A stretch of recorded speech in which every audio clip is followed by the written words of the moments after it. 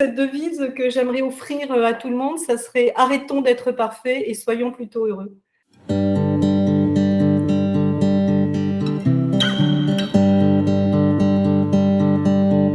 Ce livre, en fait, propose un chemin particulier pour atteindre l'état de bonheur. Alors, c'est un chemin particulier parce qu'en fait, il va s'appuyer sur le quotidien. Ce quotidien, d'habitude, on le vit plutôt de façon ennuyeuse. Dans tous les cas, on peut le vivre comme ça.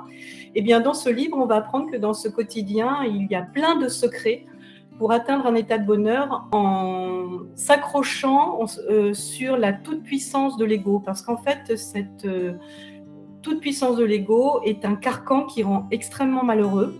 Et donc, pouvoir dissoudre cette toute-puissance de l'ego, c'est permettre d'atteindre un état de bonheur. Et je parle bien d'un état de bonheur, ce n'est pas d'une satisfaction de nos petits désirs, c'est vraiment un état de bonheur.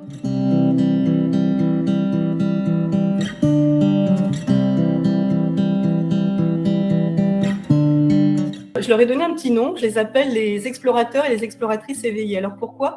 Bien parce qu'en fait, ce livre s'adresse à des personnes qui veulent donner du sens à leur vie, qui se posent des questions, mais qui ont déjà commencé à entreprendre des démarches et qui sont peut-être arrivées à un moment où elles se sentent quand même un peu désabusées, où elles ont l'impression de tourner en rond, de ne pas avoir complètement libéré tout ce qui les ennuie.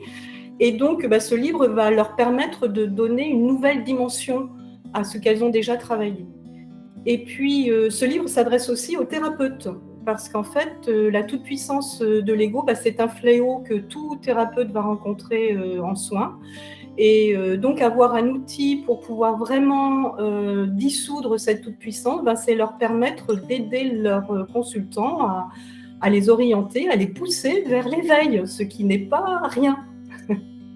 C'est 7 jours renouvelables, 7 jours renouvelables à l'infini, parce qu'effectivement, chaque journée apporte une clé particulière qui va nous permettre de travailler sur un point précis et de dissoudre un point précis de la toute-puissance de l'ego. Et donc, ce livre va apporter des techniques simples, puisqu'en fait, elles sont basées sur la méditation, sur des contes que j'ai inventés. Alors, ce sont des techniques simples, mais qui ont quand même apporter leurs preuves, puisqu'il y a des grands psychothérapeutes comme le docteur André, par exemple, ou Freud lui-même, qui ont utilisé ces techniques. Donc, tout en étant simples, on sait qu'elles ont quand même un impact très profond sur la psyché humaine. Ça fait depuis 25 ans, plus de 25 ans maintenant que je pratique en cabinet et je me suis rendu compte que la clé du soi apportait beaucoup de bonheur et de bien-être aux personnes que j'accompagne.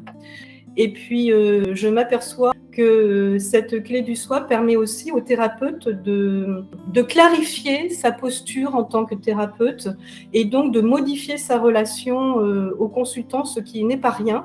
Parce que ça, en fait, nous apprenons en tant que thérapeute de superbes techniques, mais on ne nous apprend jamais rien sur comment mener une relation thérapeutique.